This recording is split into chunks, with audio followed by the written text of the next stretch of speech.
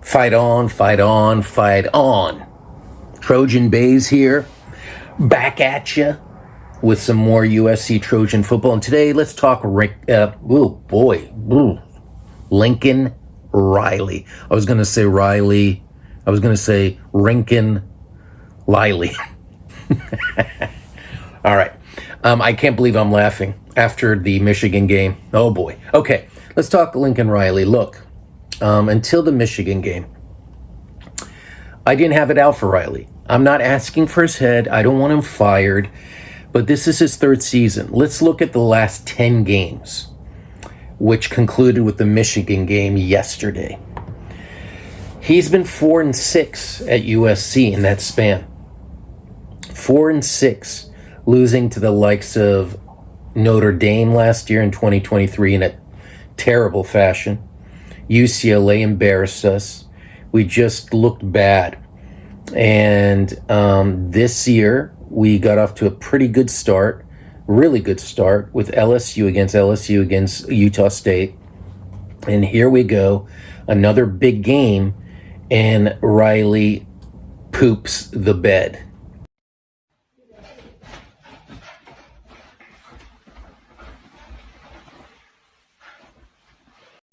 He's 4-6 at SC in that span. I'm sorry, it's really unacceptable. Look, he's getting paid lots of money. The admin is really backing him. He's getting whatever he wants. He's getting this new facility, which, of course, yeah, to be a top dog in college football, you need one. Yes, it's finally happening. I believe he's getting the support, admin, coaching, analyst.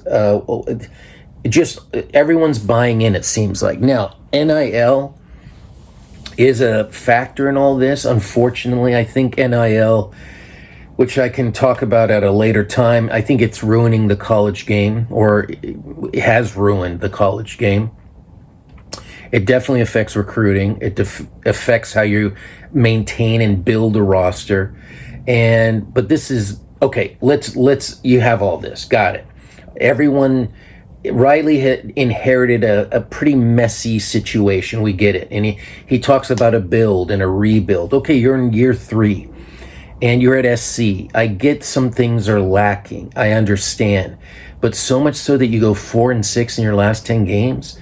I mean, this guy came to us with an .850 winning percentage, playoff appearances. Yes, at Oklahoma. And maybe Oklahoma had a better situation. They probably did. But still, that's unacceptable at SC. And in the big games, going back to Notre Dame last year, UCLA, Washington, this year against Michigan, he seems to fold. Step up from that is... Jerry, get out of the booth, take all your clothes off, and fold yourself 12 times. You got it.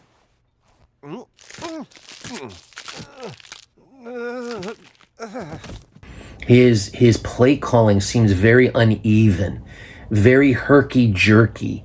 The big type of administrative decisions as a head coach you need to make in the crucial junctures of the game, he just doesn't make them. They like fourth down calls, reviewing calls, making sure you're in the refs' faces. And look, yeah, I mean, look, maybe it's time for him not to give up play calling now. I don't know if you do that in the middle of the season, but look, be the head coach. Have a clear head, have a clear vision so you can, the nitty gritty, the nuance of football games, they make the difference. And they sure did yesterday against Michigan. SC was up against a lot, especially a horrific example of officiating. Horrific. Totally lopsided in favor of Michigan. It was bad. But regardless, Riley had the game won. He did. All he had to do were some very simple time management, which he seems to have an issue with always. Yes, I'm sounding very critical. This is the first for me. I did believe in Riley full on until yesterday. I'm starting to slip in that assessment. In year 3, especially in these huge games, this is what makes the difference between the haves, and have-nots. And SC is not a have-not yet, but oh boy, Riley did absolutely affect the loss. His decision making is in question for moving forward for me. He just doesn't seem like he makes the right decisions usually. Looking back in his latest body of work, last 10 games, 4-6 against opponents like Notre Dame. We look embarrassing. And Michigan was one dimensional. Michigan is not I really don't think they're going to lose probably 2 or 3 more games easily this year. The team didn't seem prepared. I don't know his decision making going and getting used to, like, I don't know what they do at practice in terms of crowd noise, but I mean, dude, you got to have that team prepared. Like, pump in where the decibels, so the team at least has a sense of, oh boy, we're going into an environment that, okay, we've prepped. I don't know if they do this. They probably do. I don't know. But if they don't, why the hell not? Why the hell not? Yeah, I mean, look, it's a long season. His decision making in yesterday's Michigan game really cost the team. It did. In big games, I don't trust him. I just, unless he changes the results. I mean, we have big ones coming up at Penn State, Notre Dame, UCLA again. All these are at home, but